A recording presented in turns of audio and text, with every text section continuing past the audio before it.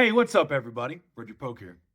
And it's time for another installment of What Is It Wednesday? And today, we're talking about the Hatch Act. So, picture this. It's 1939. You're a government worker.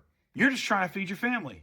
But the boss man tells you, hey, hand out these campaign flyers or you're going to lose your job.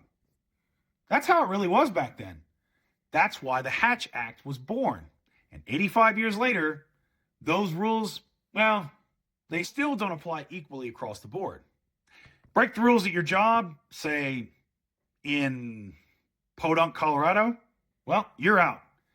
Break the rules in Washington, you might get a bigger office. See, the Hatch Act was supposed to keep politics out of government work. No campaigning on the clock, no turning taxpayer time into campaign time. And here's the kicker. It's still enforced on the little guy, but it's ignored by the powerful. See, back before the Hatch Act, workers were scared. Their paycheck was tied to a political party in power. But Congress said, no, that's enough. And they passed the Hatch Act to protect the average federal employee.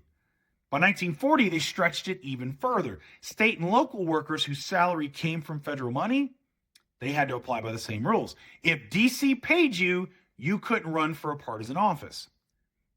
It was meant to be about fairness. So fast forward to today. Imagine if you posted a campaign ad printed out from your work computer. Well, if you're a federal employee, you might be suspended without pay, maybe even fired. That's happened. Commerce employees, U.S. attorney staff, punished for Facebook posts and fundraising during work hours. But the bosses, well, that's a whole different story. Kellyanne Conway campaigned from the White House lawn. Watchdog said she should be removed, but, well, nothing happened. Because again, the Hatch Act is real enough for the folks at the bottom, just not for the ones protected up on high. Navy Secretary Del Toro praised Biden's re-election during an official trip. Violation confirmed, still nothing. And it gets worse. A FEMA supervisor told staff not to help families with Trump signs after a hurricane. That wasn't just politics. That was people losing aid in real life. Imagine your roof's gone and the guy with the clipboard says, sorry, wrong bumper sticker on your lawn. That's some Banana Republic stuff. This matters because it's not abstract. It's your disaster relief. It's your school funding. It's your services. And when the rules bend for the powerful, regular people pay the price. It's like the president withholding aid to a state because he doesn't like their governor or he doesn't like the governor's political party.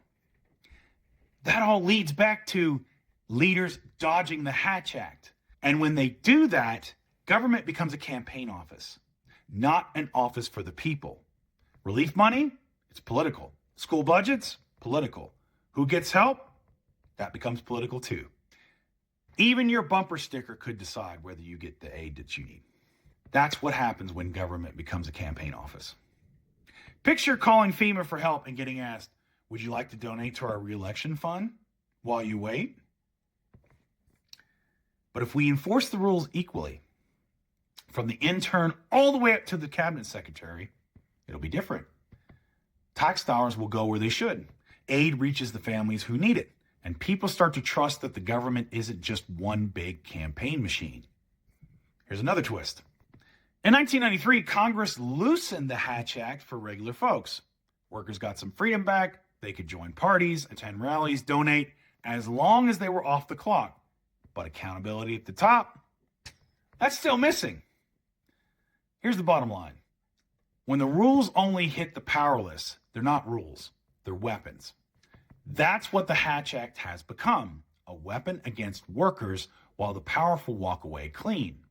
So here's the challenge before us. Don't let it slide. Talk about it. Tell your family and friends why this law even exists. It was made to protect workers, not shield the bosses. Then take it bigger. Call your reps. Ask them one question. Do you believe the Hatch Act should apply equally to everyone or just the powerless? Force them to answer it. Or at least be a pain until they answer it. Because this only changes if regular people make noise. So if you're tired of living under one set of rules while the powerful live under none, why don't you go ahead and stick around? hit subscribe, hit like, and share this video. And join the fight to make the rules mean something again. Because the Hatch Act was supposed to protect democracy. And if they won't enforce it, what does that say about their beliefs? Anyway, that's all I got for you. Keep the faith. It's in democracy. And I'll see you later.